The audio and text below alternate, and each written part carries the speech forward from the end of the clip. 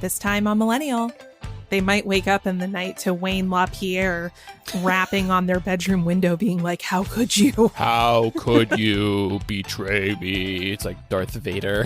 Yeah. He is their Darth Vader, man. I'm sorry, my lord.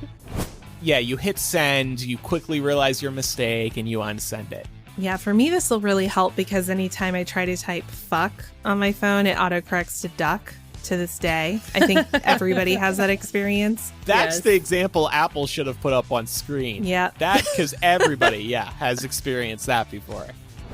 One of my exes got on my family plan and took my local area code, and I just love that now he's stuck with my area code for the rest of his life. He hasn't ever changed it? No, he has That's to think really of me funny. every time he gives that number. That's my evil plan with everybody. I put them on family plans with me.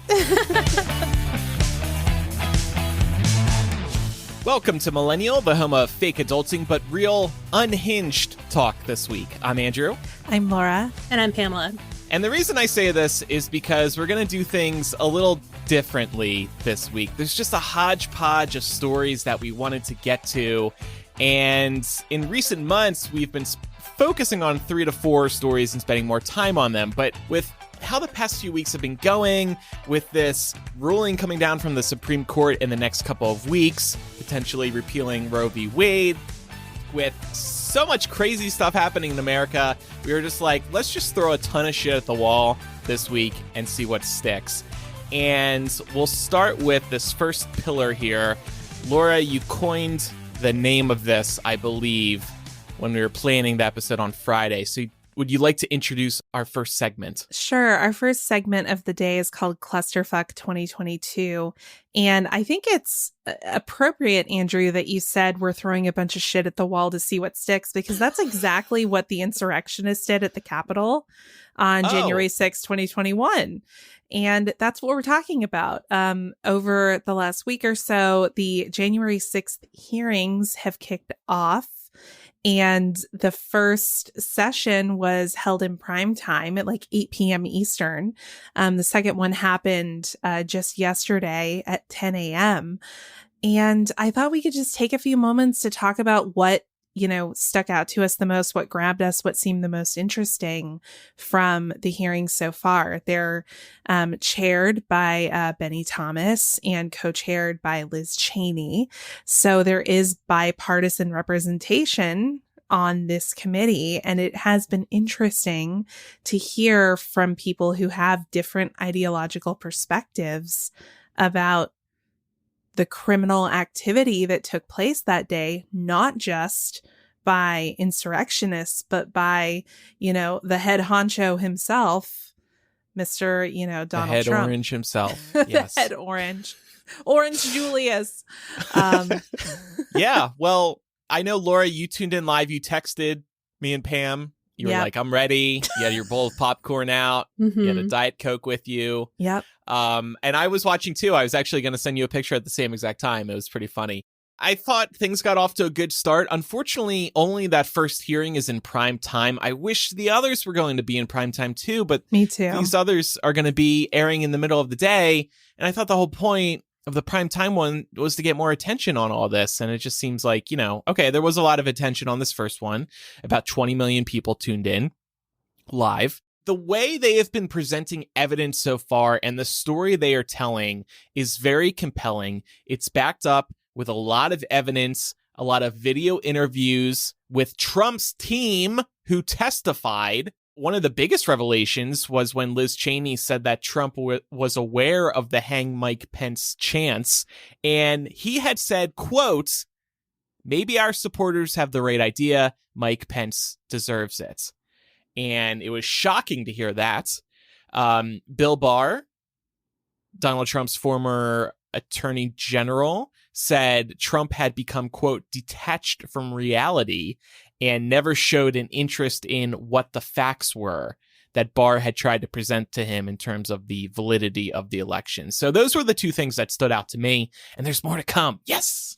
Well, related to that, I thought it was interesting too that, I think it was on day 2 that they brought up this Trump's team, people that were, literally on this on his staff brought up the idea that the staff was divided between like normal people and people that were drinking the Kool-Aid, which is kind of terrifying in a way, but at the same time, it's like, what do you expect? Because all of you were yes men until you realized how serious and dangerous all of this rhetoric was getting. Yeah. Like, there shouldn't have been any surprises, but it's incredible to see just how many people are trying to now distance themselves from him ever since all of this transpired. Yeah. He's no longer the useful idiot. That's what it comes down to. And I think you mentioned, Laura, that Republicans are notorious for turning on anybody that could potentially put them in an unfavorable light. And we're starting to clearly see that now. Yeah. I hope that's what's happening. I'm honestly afraid. I just have to give props to Liz Cheney. Never thought that I would say that about anyone with the last name Cheney, but here we are. She has been an amazing co-chair on this committee, and she's really sticking her neck out because what she's doing is not super popular with rank and file Republicans right now.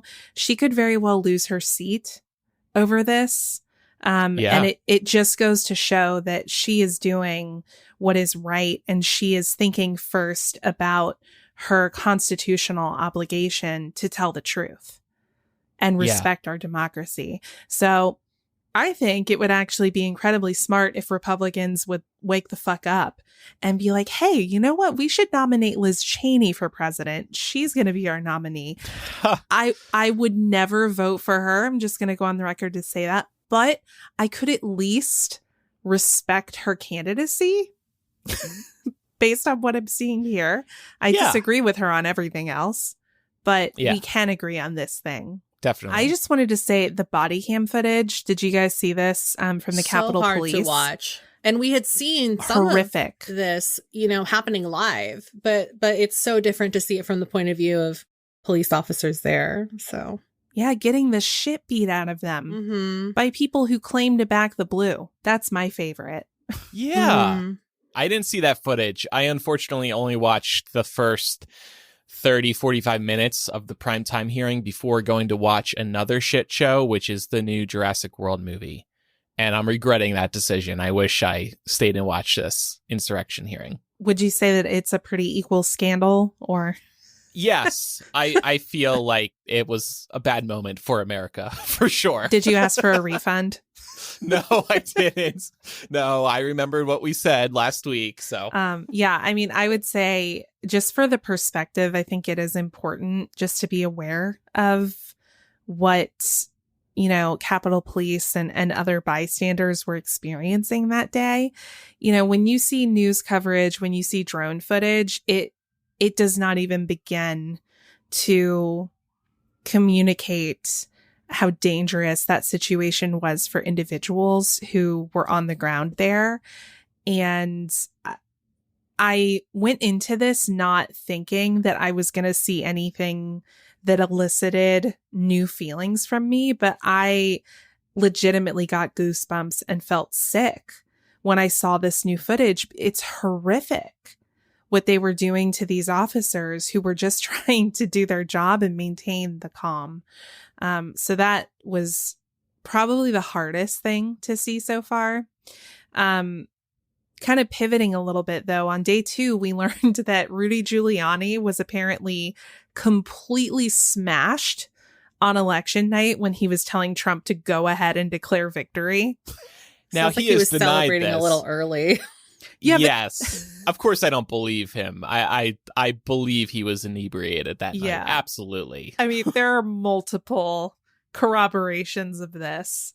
Yeah. And I could just hear him being like, you won. He tweeted about this morning. He said, I am disgusted and outraged at the outright lie. I was upset that they were not prepared for the massive cheating, as well as other lawyers around the president. I guess he was trying to explain his behavior and why he appeared to be drunk. It was because he was sad. He said, I refused all alcohol that evening. My favorite drink, ... Diet Pepsi. So okay, then he's Rudy. just insane on his own, which is probably even more terrifying. Yeah. But, these were two high-level people who reported that he was inebriated, Jason Miller and Bill Steppen. So I believe them. So do we think anything is going to change as a result of this, very public series of hearings? I don't know. So it's going to come down to Merrick Garland, right? The current attorney general to prosecute somebody, potentially Donald Trump. I've just come to unfortunately accept that this might not go anywhere, but it really does help with the public perception, I think, of Donald Trump and maybe people down the middle. That's my optimistic hope, and I know we've talked about this before, it just is really going to depend on what kinds of people are tuning in to watch this hearing, this series of hearings, because who you really want to convince are the people that aren't quite thinking straight because all they're doing is listening to what Trump is saying. I'm not really sure how many of those people are actually watching the hearings to begin with. I will say the committee panel is apparently split on whether they're going to make a criminal referral to the Justice Department. I don't know that they would need to make one in order for the DOJ to act. So we'll just have to wait and see on that front. Yeah.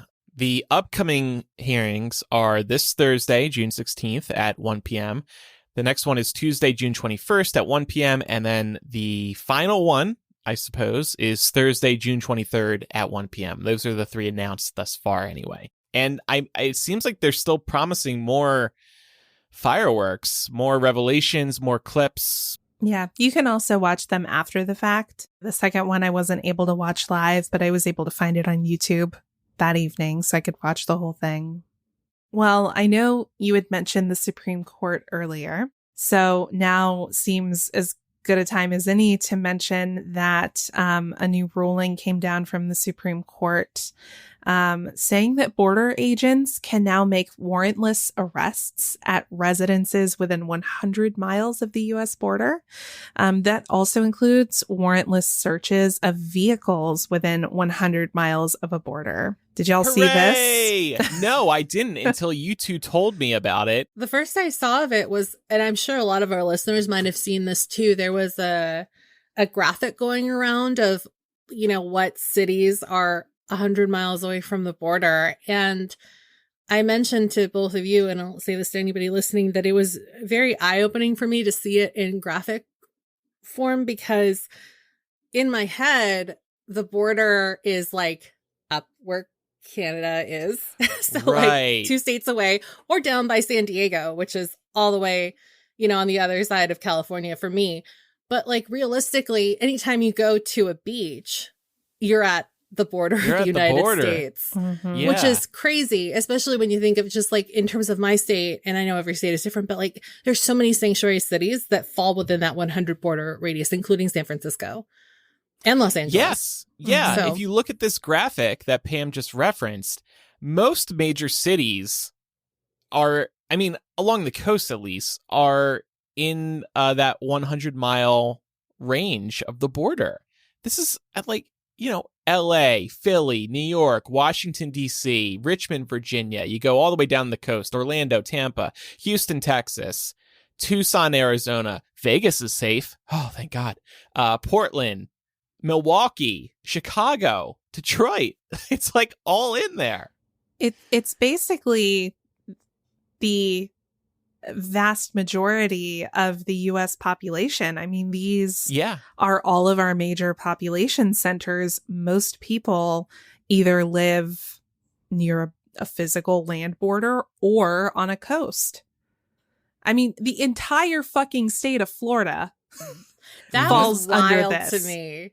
And all of New Jersey, my home state. It's terrifying for so many reasons, but we can start with the fact that this seems to be a violation of Fourth Amendment rights that was just passed down from the highest court in our land. Fourth Amendment, of course, protects people from unreasonable searches and seizures by the government. Not anymore, I guess. Well, it's not as important as the Second Amendment, which protects your right to own a gun, apparently. So yeah, well, that's why they put it second, right? Right, exactly. The amendments are written in order of importance. Priority. Right? Yeah. Yes. Well, what was the trial that led to this? So it was a result, and I think Pam might have actually pulled this for us to give credit where credit is due. It was a Supreme Court case in which a bed and breakfast owner argued that a Border Patrol agent violated his Fourth Amendment right when they came to investigate if there were, quote, illegal immigrants at the B&B. Just want to state here on the show that we would use the term undocumented immigrants. The other term is pretty loaded and also very offensive. Supreme Court, of course, ruled along ideological lines 6-3 against the B&B owner. And that now has an impact on everyone who lives within 100 miles of a border. Right. And that's why we wanted to bring this up today. Yeah. I mean, this is a huge story that should be covered more. No one is safe within 100 miles of the border. Some people might tend to think, well, it would never happen to me. Because they think, well, I'm not doing anything wrong. I'm not harboring anyone. I'm not supposed to be, etc. But remember, this includes vehicles. Like, you can just be driving and minding your own business, and Customs and Border Patrol can pull you over and search your car without a warrant. I mean, technically, police can do that too, because so many people don't know their rights. Like, so many people don't know that if the police stops you and asks you to search your car, you can say no unless they have a warrant. And, you know, for normal people, they probably wouldn't have a warrant. And then you also might get confused, well, is this a police officer or is this CBP? Or you might forget what the new law and ruling from the Supreme Court actually is. And it's just, this feels like the U.S. flirting. I mean, we've been flirting with fascism for a while now, but this is like a fuck around and find out moment. And if people just continue to go about their normal lives and not react to this, not become politically engaged as a result of this, and every, like, the litany of other bullshit that is happening, we're doomed. Yeah. I don't mean to be a Debbie Downer, but we're doomed. Yeah. And this is all from a court that isn't voted in by the people. It's appointed by presidents. And then we have to live with their decisions for likely the rest of our lives. Trump can leave, but his decisions are still here for a really long time. Yep. And the results of that 2016 election. So now, in case things weren't any more awesome, now this next bit of news is somewhat positive. So there was some good news, relatively good news about gun restrictions. And it started off last week when the House passed a gun reform package titled Protecting Our Kids. The package passed 223 to 204, but the jury's still out on whether the Senate will pass it. And we'll get to that in a little bit, because there have also been some new developments since then with regards to the Senate. So just in the House, 5 Republicans voted for this bill and 2 Democrats voted against it. And as part of the package, the measure would raise the legal age to buy certain semi-automatic rifles to 21. It's currently 18. It would also introduce new federal offenses for gun trafficking and for selling large capacity magazines. It would allow local governments to compensate those who surrender magazines through a buyback program. And it would also strengthen existing regulations on bump stocks and ghost guns. And for anybody that needs a refresher on what a bump stock is, it basically can turn any rifle into an automatic weapon because it just, allows you to shoot for longer and stuff like that. And I believe that those are currently illegal. So they would be tightening, I guess, like the fines and stuff like that on that as well. So what did you guys think of these prospective measures that they're trying to move over towards the Senate for a vote over there? I think they're great steps, but unfortunately, I think a lot of this is doomed in the Senate. In fact, I think I got like a push notification from the New York Times, and they were literally like, yeah, this passed, but it's doomed in the Senate. They said doomed. Yeah. Just like, oh, okay. It feels like everything meaningful the House does right now, we just accept, like, oh, that's great, from sort of a symbolic perspective. But it's hard to feel any kind of positive momentum when it's going to go to the Senate and die. Yeah. Yeah, really. I mean, to me, yeah, this is gosh, a grim episode. It is going to get lighter, I promise. Yeah. But yeah, it's like I can't feel or get excited for anything that passes in the House when you know that it's not going to go anywhere in the Senate. Unfortunately, there's a lot of pushback around the idea of raising the legal age to buy certain semi-automatic rifles to 21. Right now, the age is 18. It needs to be 21. It's a 3-year difference. It's not perfect. It should probably go up even higher. But that would be a good first step because too many young kids, unfortunately, do purchase assault rifles. Yeah. I mean, we regulate alcohol and drugs more than we regulate gun sales in this country. I know it's not the same for every state, but in a lot of states, you know, you can't even buy alcohol until you turn 21. So why would you be able to buy a gun at 18 if you can't even drink in those states? So there was some good news. The Senate has reached a bipartisan deal on gun safety. There are a few good steps. This deal was put forth by 10 Democrats and 10 Republicans. It includes enhanced background checks to give authorities time to check the juvenile and mental health records of any prospective buyer under 21. It also has a prohibition on domestic abusers having guns. It provides funding for states to enact red flag laws, and it includes money for mental health resources and school safety. So these are good steps.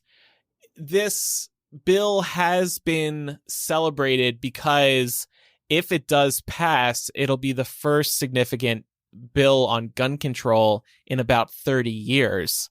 So I guess we can be excited about that, but the details in here weren't getting me particularly excited. How did you two feel about this? A lot of this doesn't seem like very helpful. You know, I don't know if you got that vibe, Laura. Yeah, like, it's like money for mental moderate. health. Yeah, money for mental health resources and school safety. That's great. I don't think that we shouldn't be spending money on stuff like that, but I just don't know how that is a good use of our resources at this point. Yeah. How are they going to spend that money on school safety?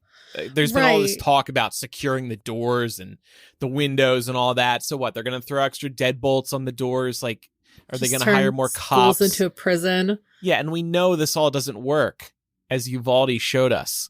I fear what's going to happen is that this bill passes, okay, fine. And then Republicans can just be like, well, we tried. And then the next shooting at a school will unfortunately inevitably happen.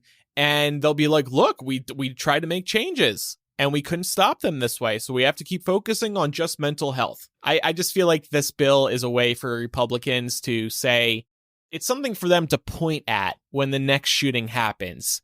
And then they can say, well, we did try to do something and it didn't help. So clearly guns aren't the problem or some bullshit. Yeah, like I think the real trouble here is, again, this is very moderate. I will say the one thing that stands out to me as being like, yes, fuck yeah, we absolutely need this is the prohibition on domestic abusers having guns.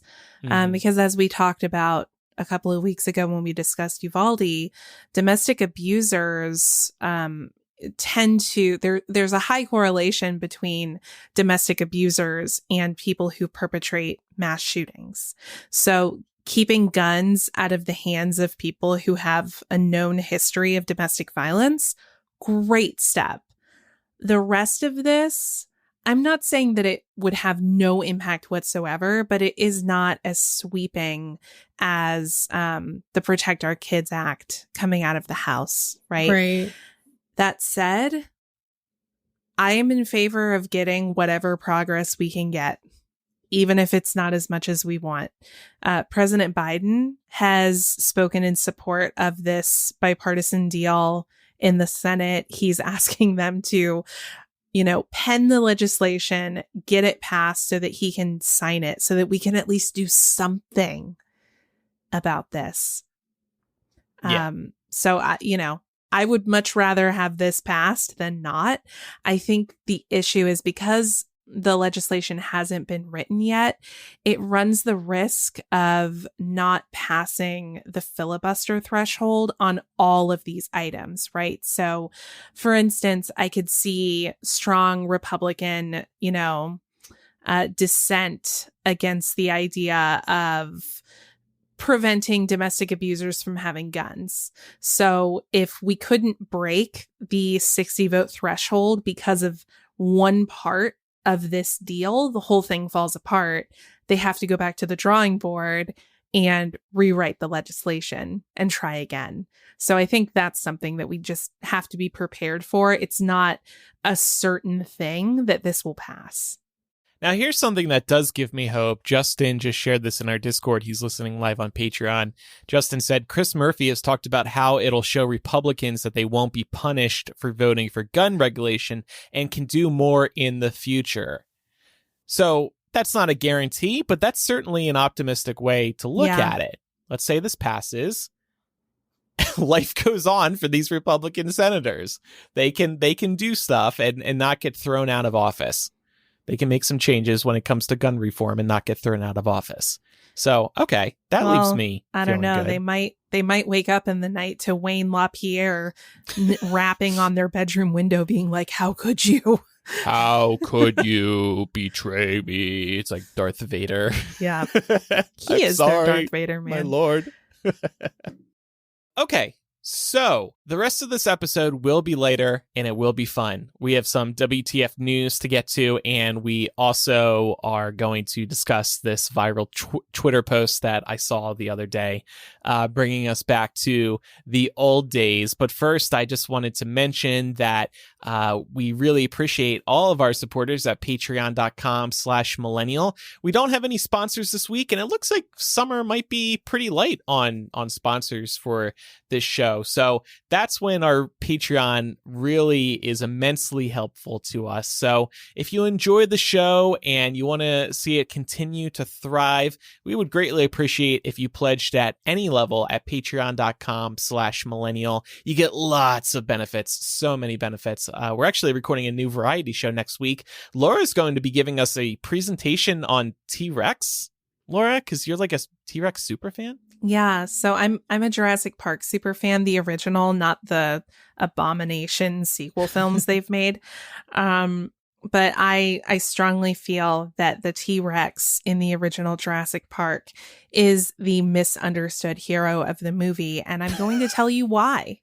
I have a slide deck prepared. There are pictures and GIFs, along with some pretty solid evidence. I feel that I put my best academic foot forward on putting this together, and I can't wait to convince you all that the T-Rex, Rexy is what I call her, is the unsung hero of that film.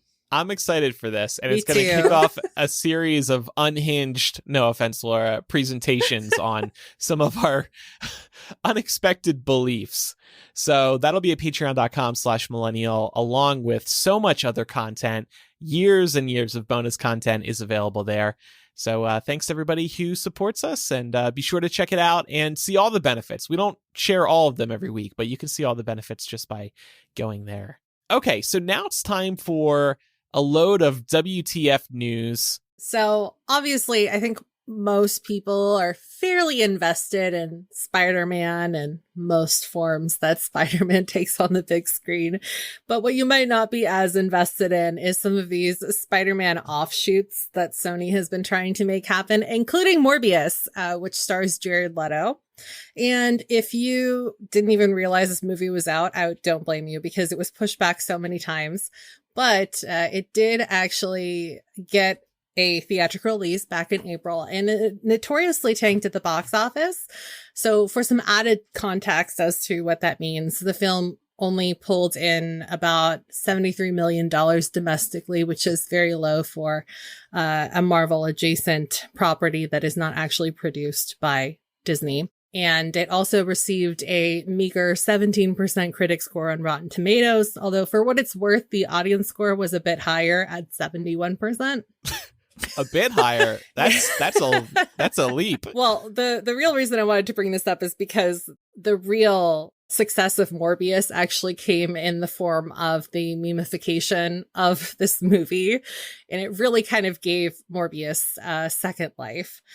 The most popular iteration of memes with relation to this film is probably the "It's Morbin Time" meme, which some of you might have seen trending online.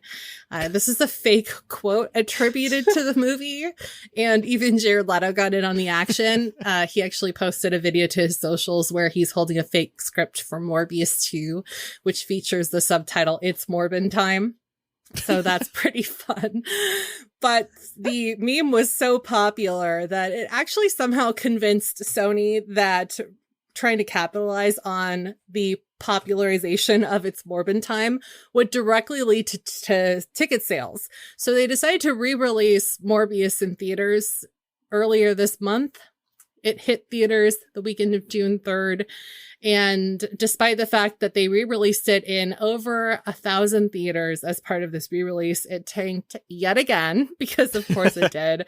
And actually only ended up raking in another $85,000 on that Friday, which is very low when you break it down in terms of just how much money that is per theater that it re-released in. So that's where we are in the Morbius doing my math front. right? That's $85 a theater. Yeah, I believe so. Yeah, it was a little over 1,000 theaters, but yes, it made God. $85 a theater. Movie tickets are like $15 per, so that means like 5 people saw it at each theater on that day. Oh, Yeah, man. that's I know. Those were people who, like, after a happy hour, they needed to sober up before they went home, and they were like, "Oh, let's just go see Morbius." fuck it. Probably true. And of course, like the internet is the internet. So there's also a petition to ask Sony to re-release this movie a third time. Oh my No. god! It's basically just like, No. Sony, we need it this time. We really want Morbius to come back, and we'll go see it. I might buy a Probably they won't, ticket but- if it returns the third time. I won't go and see it, but I will buy a ticket just because I want to be part of this very small box office return. I want to be one of the 4 people in a particular movie theater who purchased tickets that So you day. can get yourself a t-shirt that says, "I saw the Morbius re-release in theaters." The few, the proud. Do you think that Sony is going to pull a George W. and be like, "You fool me once, shame on, you fool me, you can't get fooled again." I always think of that quote anytime some shit like this happens. That's so good. There was that other iconic George Bush quote recently when he admitted they shouldn't have invaded Iraq. Oh, Oh yeah. yeah. Oh, I Yeah. need to find that real quick. We need to I- play it. Yeah, I think that might have been somewhat of a Freudian slip. Yeah, big time. Hold on, wait. I have it. And he like leaned into it too. In contrast, Russian elections are rigged. Political opponents are imprisoned or otherwise eliminated from participating in the electoral process. The result is an absence of checks and balances in Russia and the decision of one man to launch a wholly unjustified and brutal invasion of of Ukraine. Iraq, too. Anyway. Yeah, that's it. It was unjustified. What a time to Iraq, be too. alive. I never thought that that's the clip we would get. Iraq too. George Yeah, I Bush. fucked that up. Me and Dick, we really fucked that up. Yeah. Oh boy. Well, he probably feels some safety in admitting that now, given the most recent Republican president. He's like, Yeah, "Oh, right. He looks like an angel and a wonderful president compared to Trump. man, simpler times, y'all. Simpler times. Well, I also remember a simpler time when Joaquin Phoenix released the Joker movie, and a lot of people were like, "Oh man, this is really violent. This is really horrible to watch." Entertainment Weekly was like, "We will not review this film. We won't issue a letter grade because we are very disturbed by the content of this motion picture." Well, now a second Joker movie is in the works, and it's going to co-star Lady Gaga, and it's going to be a musical. She is in talks right now to join this movie as Harley Quinn, and it's going to be a musical. I can't believe this isn't a joke. This is something you would read on The Onion, but this is 100% true. I know. Remember when this Joaquin Phoenix Joker movie was meant to be a one-off? Yeah. Didn't Joaquin say this was like a really rough movie for him to film? Did he say that? I think so. Yeah. I mean, I'm it sure was it like, had I to don't know if be. you guys went to see it, but the movie itself Yeah. was very rough. Oh, yes. And now the second one is a music. We did a whole segment on this movie on this show. Do you remember that? We spent like 20 Yeah. minutes talking Very about it. vaguely. But yeah, I mean, yeah, I don't know. It's like, it feels like that tone is just a complete 180 to what we got in the first one too. Like, how do you make the leap from the original Joker starring Joaquin Phoenix to a musical starring Lady Gaga? With Lady Gaga putting on her Yeah. acting face. Yeah. Yeah, I mean, I don't know. I will say Gaga is talented. So I tend to be interested in whatever it is she's working on because it's usually pretty compelling. So I'd go see this. I'm not sure if this was the direction I thought that this story was going to go. But I do No. wonder, I mean, because the Batman just came out earlier this year, and that is presumably going to have a sequel, right? So I'm just wondering, Mhm. like, how are these two stories? Do they fit together? That's a good question. Are they And I would argue that standalone? tonally, the first Joker movie, because now there's two, right? And this first installment of the Batman are very similar, and I could see them existing in the same world. Mm-hmm. I don't know how that changes with the idea to make the Joker sequel into a musical, though. I'm looking forward to this movie too, to be clear. And actually, I really liked Joker. I can't remember what I said on this show at the time, but I thought it was a good movie. Yes, it can be hard to watch, but it was a good movie. Yeah, I liked it too. I just remember at the time it was more popular to not like it. Yeah. And people had really strong opinions. Like, I remember saying, yeah, I thought it was a good movie. And, you know, having some folks come at me like, well, all it's going to do is incentivize incels to go out and shoot people. Yeah. I can't that remember didn't Right. happen. I remember that. I can't remember what my thought process was, but I do think it's tough when like the reality is we're living in a very dark timeline. Yeah. To then see that reflected on the big screen in the form of something that's supposed to be entertainment.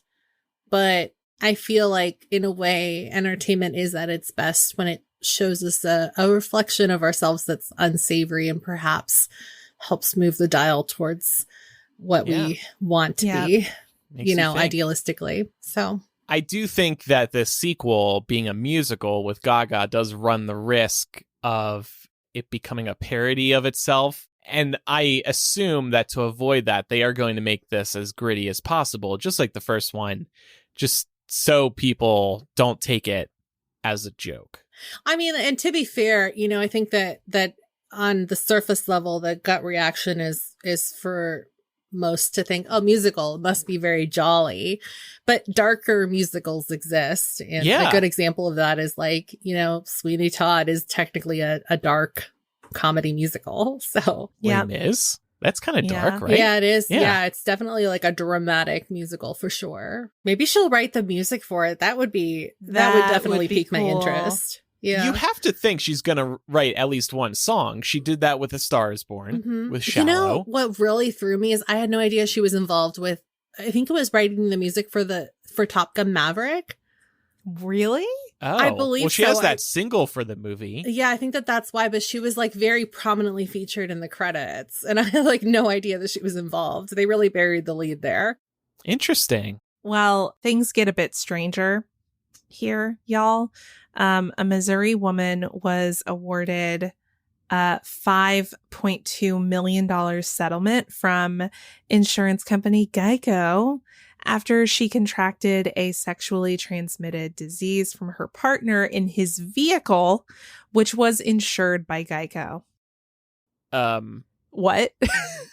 I didn't know this was possible. I need to call Geico. Right. Well, She did submit a petition to Geico directly to start with, and she alleged that her sexual partner negligently caused or contributed to cause to be infected with HPV by not taking proper precautions and neglecting to inform and or disclose his diagnosis.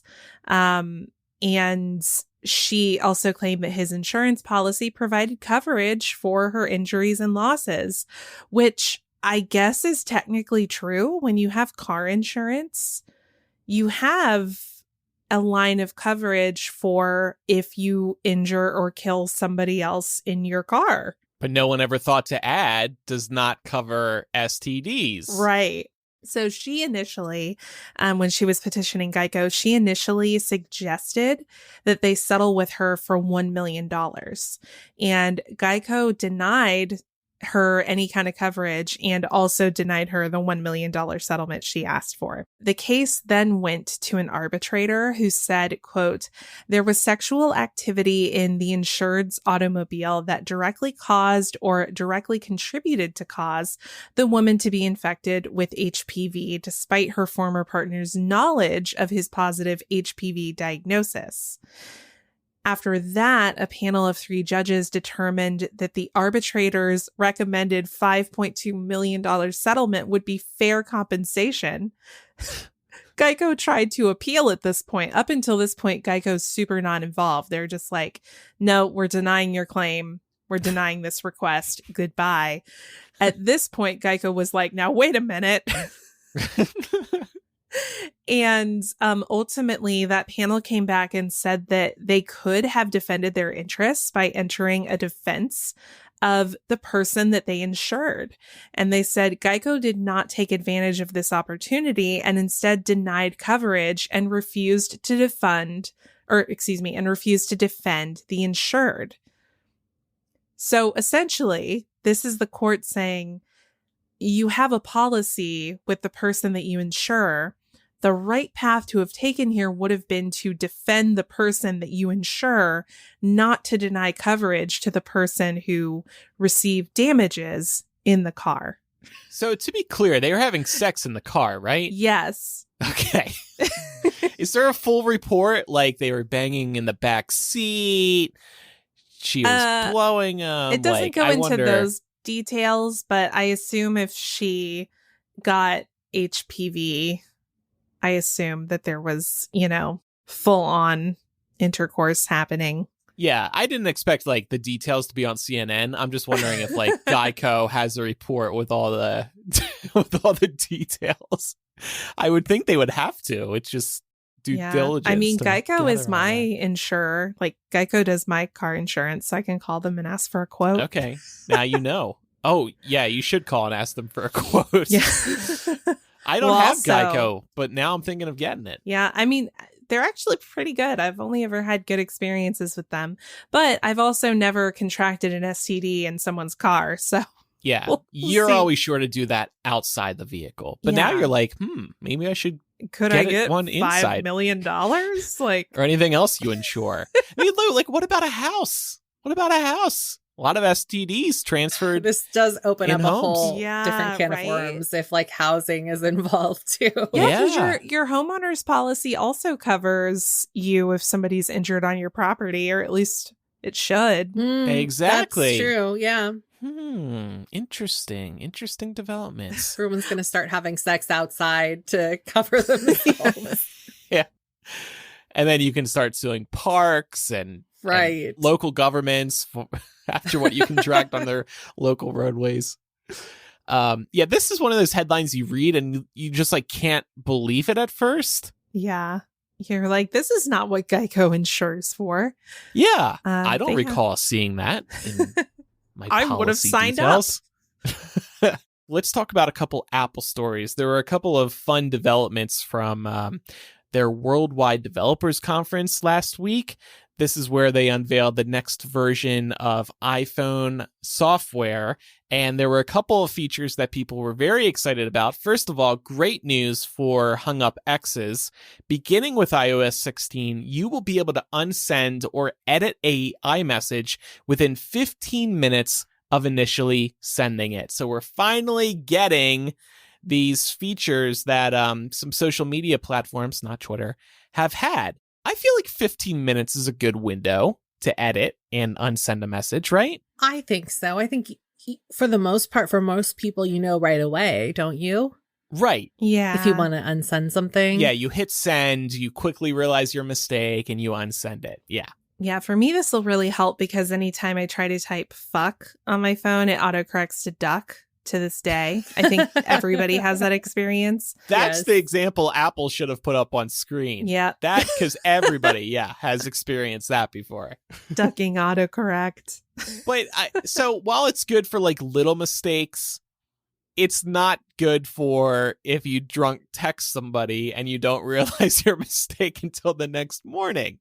15 minutes is a pretty small window to sober up and realize your mistake. But I'm also glad about that because you shouldn't be able to send a message and then unsend it days, months, years later. Let's say you send a picture to somebody. You want what ends up on your phone should stay on your phone and nobody else should have the control to revoke any of that. But a 15-minute window, fair. I wish that there were a way to enable this with some contacts and not with others. Because, Why? not to get too dark here, but imagine if you're, dealing with some kind of criminal case where text messages can be evidence. You don't want that person to be able to delete anything they've sent you or like alter it in any way. True. Whereas Andrew, I'll leave it on for you. I don't care if you alter or resend messages.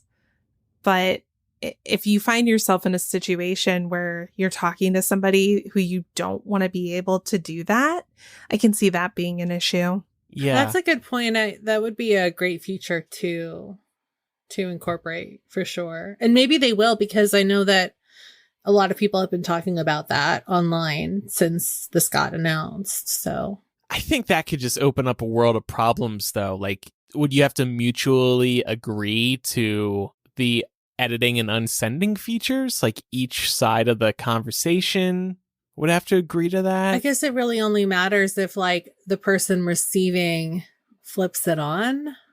But you're right, because then it kind of goes against your ability to enjoy this feature. Yeah, I think, all this technology is still relatively new, so it's taken a while to get edit and unsend features across all platforms, but eventually we are going to get there.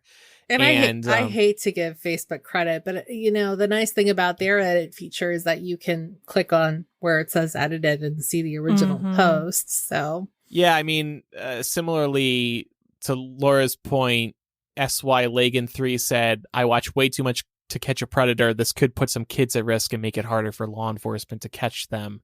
That is a good point. Let's say a predator is texting a child and everything they send, they're also unsending within 5 minutes. But if they know the kid saw it, then they're getting away with it. I wonder if any of that is going to be encrypted somewhere so that if you needed text messages for legal reasons, if they could subpoena for them to get the encrypted data so they could see what the original messages said. Yeah.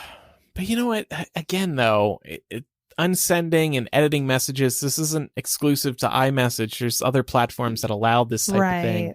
So I think this is just a reality that unfortunately society is going to have to deal with, because this is, more importantly, a convenience factor for people being able to do this.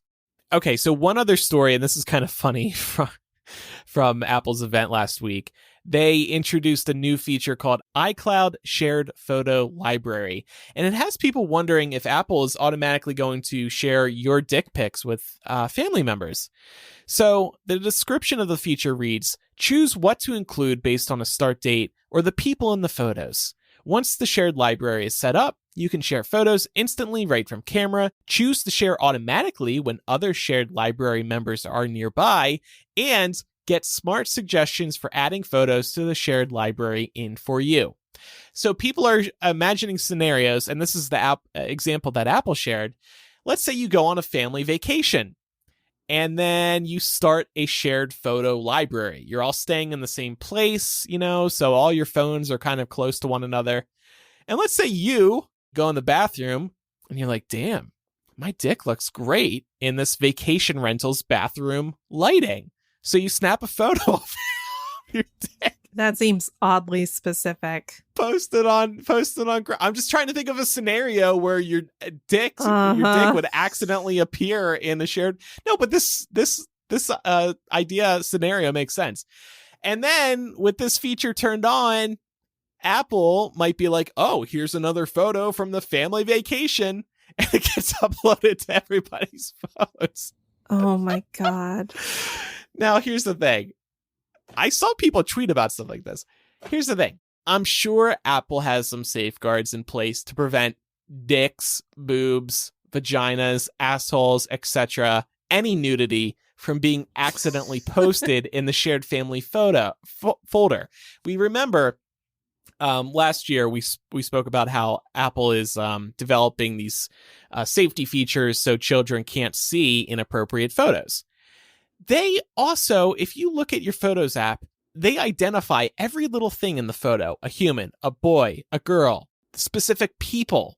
There are systems working behind the scenes to identify everything in the photo. So I think under the hood, there will be some dick ID safeguards to prevent penises from accidentally appearing in a folder you're sharing with mom.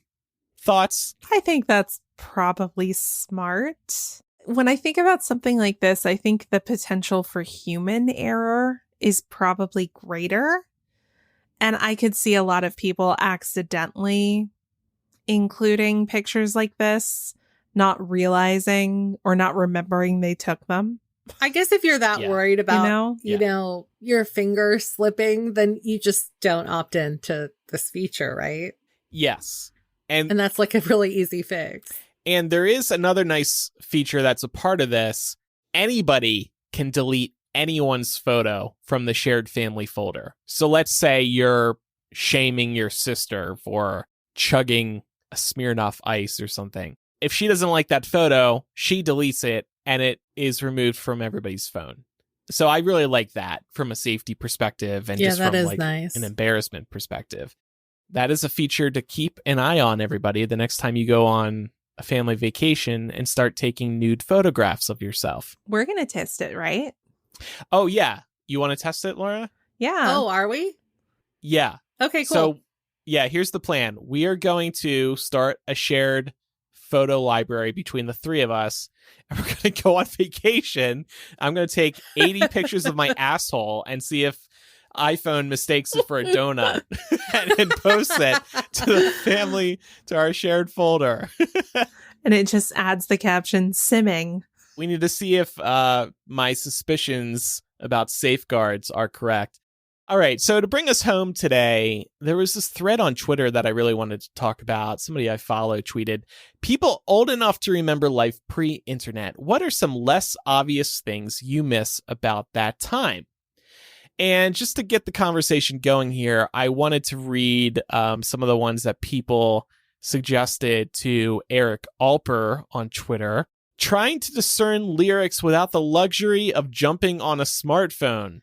Yeah. I feel like it was a game changer for me when I was able to look up lyrics. But like that probably doesn't come as a surprise since I've always kind of been big into music. So I remember always being really excited by the CD inserts. Yes. Because, they usually included photos and like notes from the musicians, and it would also include the lyrics. That's where you could go to find the official lyrics of something and find out that you'd been singing it wrong for 6 months. The credits are also in those as well, which I find interesting sometimes to see who wrote a song, who played an instrument on a song. Yeah. And fun fact, you can actually, song credits and stuff like that is now incorporated into Spotify. So if you're ever curious about who worked on a track, you can very easily look that up now, which I think is really great. That is, yeah. Calling the movie theater for movie times. I don't think I ever did this, but that sounds like hell. I didn't either. We would just run to grab the newspaper. Yes, that's what I I used did to too. cut out like, because I always kept a diary from like maybe like middle school through high school, and I used to cut out the posters from, because like anytime a big Oh movie. my God. Yeah. That's right. Yeah, and I used to think that like, was so cool. yeah, and I used to like cut them out and like put them in my diary. So I have like so many of those from like the Harry Potter days, for example, because I would be so excited about those movies coming out and stuff. That's amazing. In one of our local newspapers in New Jersey, there was a contest to enter to win 2 tickets to a movie and a movie poster. And me and my dad, I guess, we entered one of these contests once and we won. And our name was printed in the newspaper and we got a free poster and tickets. I thought it was the coolest thing ever. Having my poster name did in you the get? newspaper. I don't know. I need to ask my parents when we're back. Oh man, When I'm do you remember the visiting movie you them. picked? No, I don't remember any of this. I just remember Oh winning. man, It was probably a kid's movie if I was interested in it. Do y'all remember how Blockbuster used to give out movie posters sometimes? yeah, you could ask. Yeah. You Oh, can I say didn't know like, that. because they just throw them away after, or like sometimes they would just have them for free in a bin by the door. Yeah, yeah, but there you was could one just be like, time- hey, like, can I have this poster? And they'd be like, sure, because Yeah. would get all of them. There was one time my dad was there and it was after Titanic and I was obsessed with that movie. So he got me a little poster of Jack and Rose and I was so excited. Looking back, it's like, oh, it's trivial, but I remember at the time being like, whoa, Yeah. I got official merch. Right. Yeah. When you're a kid, those things excite you. And then you die inside 10 years later. And you're like, where am I going to put this as an adult? This does not work. Yeah. Here's another one. Depending on a map to get anywhere. That one hits Mhm. real hard. Yeah. We should maybe do this for the show sometime. Like try to get somewhere new without a phone, without Google Maps guiding us. So we used to, my for a long time, my best friend lived in LA and I lived in San Francisco. So we would like go to visit each other, obviously. And I remember in the beginning of our friendship, like the data plans for phones was really expensive and maps were not as accessible, that wasn't even that long ago. That was like maybe like 2010, 2011. And so she always had maps in her car. And one time where were we? We were like somewhere in Burbank trying to get back to her house near Anaheim. And we went the wrong way on the freeway because I was like, oh no, Anaheim must be like, I think she said Anaheim must be north. And I was like, no, I think Anaheim's south. She's like, no, it must be north. And so we followed the map north for like 30 minutes before we realized we were going the wrong way.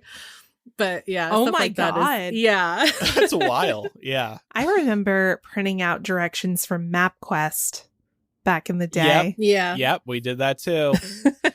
We would do that with yard sales as well. And that was scary because that's like, you're going to new people's homes every weekend. You don't know how to get there. So you had to really depend on that map. Where did you used to look up yard sale stuff on? They used to be in the newspaper. Oh, really? Yeah. Okay. Yep. The classifieds, My family, because my I guess. family used to do that too, but we would just like drive around random neighborhoods until we saw a sign. Oh. Yeah, I think they would get posted in the newspaper. Here's another one, taking a chance on an album based on only hearing one song. So I guess you hear it a lot on the radio and you're like, okay, let me give the rest of the album a shot. These NSYNC kids sound all right. Lou Bega's Mambo Number 5. You buy the whole Oh album my and realize God. that you only really want the one song. I guess that was the trick back in the day. You just needed one hit song to sell an album. Pretty much, yeah. But they also used to sell singles. So you had to sit there and decide if you wanted to spend money on a single, which just had like 1 or 2 tracks, or if you wanted to take a gamble and buy the full album. Yeah, and they also had those like listening stations in Best Buy and other places. Oh my God. You could put on I used to headphones and like spend scan the CD. Hours. Downtown San Francisco had a Virgin record store that was, I think it was like 3 or 4 levels. I could spend hours in there. And all I would Really? do would just be like listen to the albums and then like wander around and look for new stuff to listen to. Yeah. I remember I used to record songs from the radio so that way I could listen to them whenever I wanted.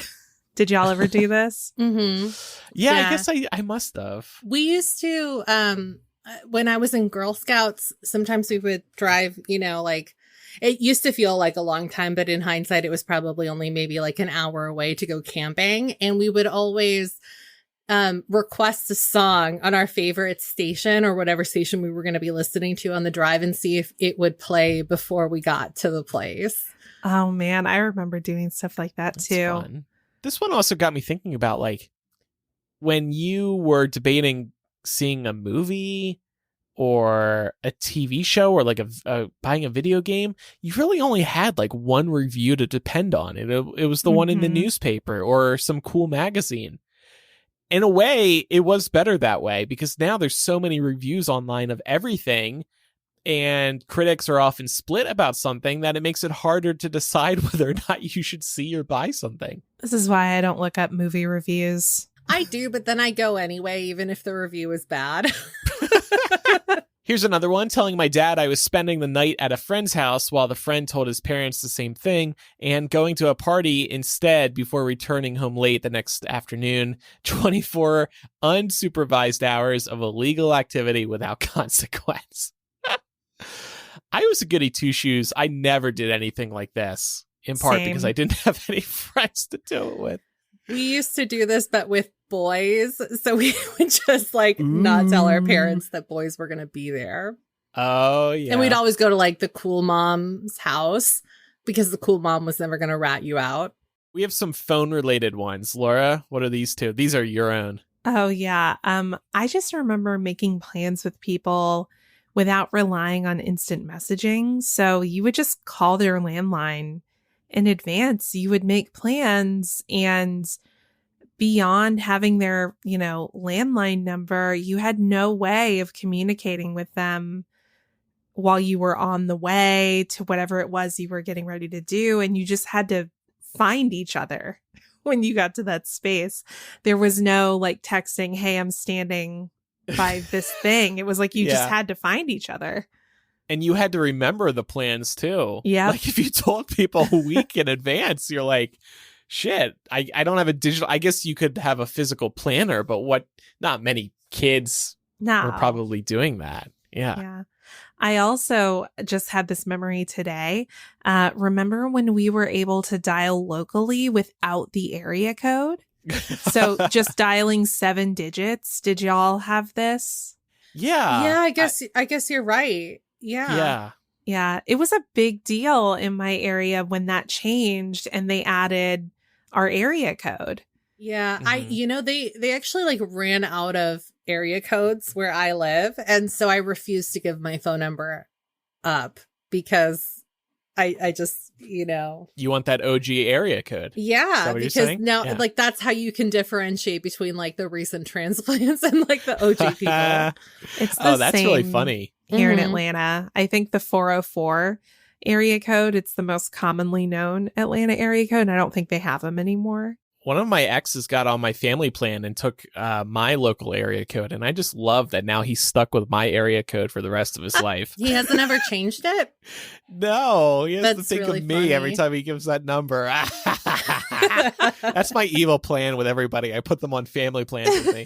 I don't even know why he didn't transfer his old number. That was strange in I and of think itself. Maybe you couldn't do it back then. Well, I feel like that was kind of like new technology. Like now every carrier lets you do that. Yeah. But for a long it's time, it was only certain carriers. And then before that, it was like no carriers. Yeah. And that's a huge selling point for people. Like people would refuse to give up their number and switch. So carriers need to do that. So the reason I wanted to talk about this and some phone items is because there was this tweet a couple weeks ago that went mega viral, 457,000 likes. This is from Emma Bolden. I just need people to understand that before cell phones, we had to call landlines and your friend's parents would answer and you had to talk to their parents until your friend came to the phone. I feel this one so hard. I still remember calling one of my neighbors, Danny, and it was his mom who picked up every time. Hi, Mrs. O'Brien. Hi, Andrew. How are you? I'm good. Is Danny home? Yeah, let me see if Danny. So what's new in school? It was the worst. I hated calling Danny for that reason. Did your parents train you all on proper phone etiquette? Because that was very important to my mother. Really? Like in what way? Yeah. Like she would like, she trained me and my brother. She's like, when you're making a call, I don't care who it is. You have to, when the person picks up, say, hi, this is Pamela. I'm calling for this. Like, can I, like, or if it was like a friend, right? Like if I was calling your house in the 90s, she would want me to say, hi, this is Pamela. I was wondering if Andrew is home. Can I speak to Andrew? Yeah. I think I got a lesson or two like that. And then people used to listen in on your calls in the house. Oh my God. Yeah, because for anyone not old enough to remember this, somebody could just pick up, if you had multiple phones in your house attached to your landline, somebody could very quietly pick up one of the other phones and listen in on your conversation.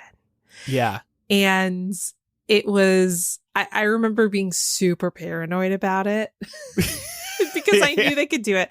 My mom definitely did it once or twice. She wasn't like listening at length, but she overheard things. What when were you she was talking like, about? Probably boys. Yeah. Fair. Yeah. You know, it had to be like a state secret, right? I didn't want anyone to know about that. Right. At that age, absolutely. Yeah. That's girl time. That's BFF talk. Yep. But yeah, I would 100% spy on my parents when they made phone calls. We had a phone right next to the computer. So, and of course, I was spending a lot of time on the computer, the family computer. So I would hear, my mom or dad talking with a family member. It was only the family member calls that interested me. And so you had to become a pro at picking up the phone very carefully so that hang up button wouldn't make any noise. And then you also had to become a pro at putting the phone down and quietly setting it down. Yeah, you would have to hold that button down? What's it called? I can't even remember. I don't even know. Hang up button, receiver button. The receiver. My brother used to do that. My younger brother, he used to try and like listen in because he thought that he was going to be a spy one day. And so that was his like spy trading. Yeah. It was always fun too if, you went to an elderly relative's house and they had a rotary phone. Oh God. I don't think I ever had to deal with one of those. My grandma had one. She used to own a boutique that she was in the wedding business for a while when we were really young. And at the boutique, they had a rotary phone. And she used to get so mad at us when we would like play with it because it was supposed to be for the business. Pam, tell us about this one. Oh, yeah. So I don't know if this is going to resonate with anybody listening, but I remember when we were younger, you used to be able to call the popcorn lady. And it was out here where I'm from. It was, 415 popcorn. So you would just like dial the numbers correlating to these letters. And then the automated service on the other line would tell you the time. So it would be like, at the tone, Pacific Standard Time will be, and then it would tell you what time it would be. And so we would do this to like set our clocks, or I guess just for fun. Oh, yeah. okay. I don't know if this was like nationwide. And I did some research on the popcorn lady because I thought I was going crazy and maybe I didn't have it right because when we were talking about this, like that neither of you had heard of this.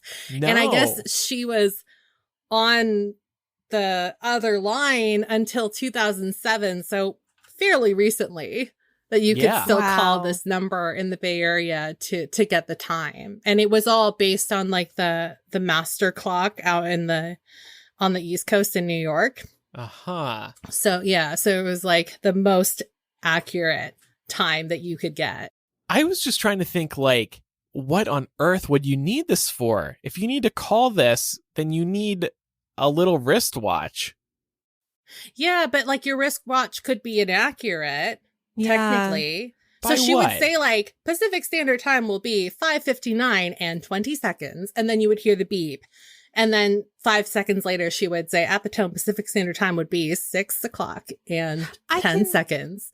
I can see it like if your house lost power and you needed to reset your clocks or at the time change. Because remember, like now everything updates on its own, but back then it didn't. Right, exactly. Yeah, okay, but your oven, your microwave, I have an analog wall clock that I turn twice a year. Yeah. I mean, I don't care if it's off by 20 seconds or a minute. I think it was Yeah, definitely rough more time. useful back in back in the day, but it was definitely still around when we were growing up. That's wild. I'd never Yeah. heard of that before. Anyone remember phone books? I distinctly remember. Oh, such I a didn't use waste them of a paper. ton. Oh God, yeah. Well, today it is at least. Yeah, but I mean, I remember a couple of times when I was stalking people from school and I wanted to find their number. I would definitely Yeah. use the phone book. I used to do Stalking- this too, and the funniest part is that the school would give you a paper directory for everybody in the school. So you had phone numbers for everyone, but you still went and looked it up in the phone book, at least if you were me. It was always a boy. It was always like somebody I had a crush Yeah, on. of course. Of course. Yeah. Even phone books, I think, went away like 5-10 years ago, relatively recently. But those things were real hunks of junk. But you depended on it back in the day. Yep. Go to P for pizza, go to D for doctor. Like, you really needed that. Mm-hmm. And no reviews either. I don't know how we survived without, like, I don't touch anything on Google Maps. There was no That is star a- system. Yeah, I don't touch anything that's below like a 4.4. How did people, like, Well, Word of related mouth, to I that, guess. if you didn't have a phone book or like say you lost it or you loaned it out, then you'd have to call the operator yeah. and be like, I need to be transferred to like this person, or I need the number for like a taxi, for example. Yeah, or like you give them like vague details, like I need the CVS on Stokes Road, Right, exactly. south of the McDonald's. Oh, technology is good in some ways. So let's move to some recommendations now. Did you two hear Target CEO recently announced that they will be slashing prices due to the huge amount of inventory they have right now? I did hear about that. I didn't, but I'm excited to go do a massive Target haul. Yeah, it's funny as we're entering, I guess, what people are calling a post-pandemic world, though I don't really like using that phrase yet. People's buying habits are changing, and so Target has all this stuff that they brought in for the pandemic, and now nobody's buying it. I doubt they're gonna do like a huge "we have too much shit" sale, though that would be really cool to open up the app and see that right at the top. I assume they're going to do this in a more subtle way. Maybe you'll just see more sales than usual. But my recommendation is just to keep an eye out on Target's website, the app, which is very good, and of course in store, because it looks like they're going to be discounting a lot for a certain period of time. What's now in demand, by the way? Groceries, which I'm surprised that's new, but also makeup is now on demand as everybody heads back out into the real world. No more Zoom filter for you. That actually makes a lot of sense. Mhm. I don't know Yeah. about you, Laura, but I saved a lot of money in the pandemic not having Yeah. to leave the house. I also just wear less makeup now than Me I did too. pre-pandemic. Even when I am going somewhere, it's like 50-50 whether I'll be wearing makeup, whereas I used to be pretty committed to always wearing makeup when I went out socially. Good. That should be normalized. I agree. Life is too damn short. I wanted to recommend Miss Marvel, which just premiered on Disney Plus last Wednesday. Episode 2 is set to drop this Wednesday, so when the show comes out.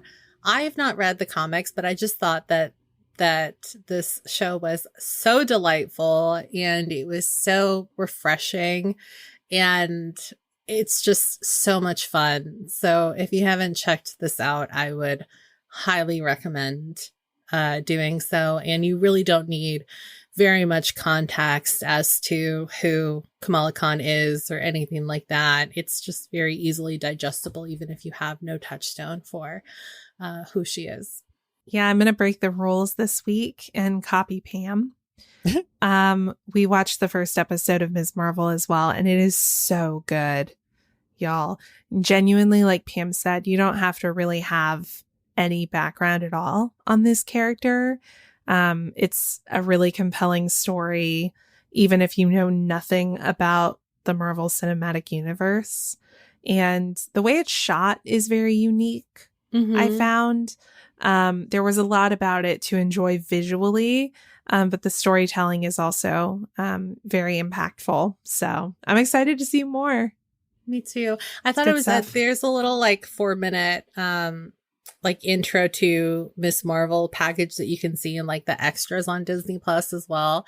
And I just think it's so cute that the star of Miss Marvel, Iman Vellani, was such a big fan of the comics back before she even got cast. And she's just so delightful in the role. And it's just really nice to see somebody that clearly had such a love for this comic in particular get to now do this, on such a large stage. So I'm excited to see where it goes from here. Great. Coming up in After Dark today, it's the finale of our deep dive series, and this week's installment is all about Laura. We will be exploring Laura's life and what makes her the person that she is today. Are you ready for the hot seat, Laura? I don't know if I'm ready to be exposed, but here we are. No, I'm kidding. Y'all's questions are they're nice questions. I'm excited to talk about them.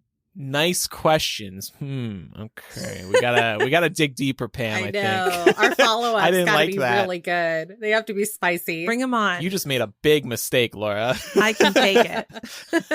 You should have been like, oh, these are tough, but I'll manage it. # for the show. So that'll be at patreon.com/millennial this week. When you do pledge at the $5 level or higher, you get access to Mega Millennial, which is the main show, ad-free with After Dark attached to the end of it. And you can get all these episodes delivered to your favorite podcast app, except for Spotify. But most of the others you can hook Patreon up to.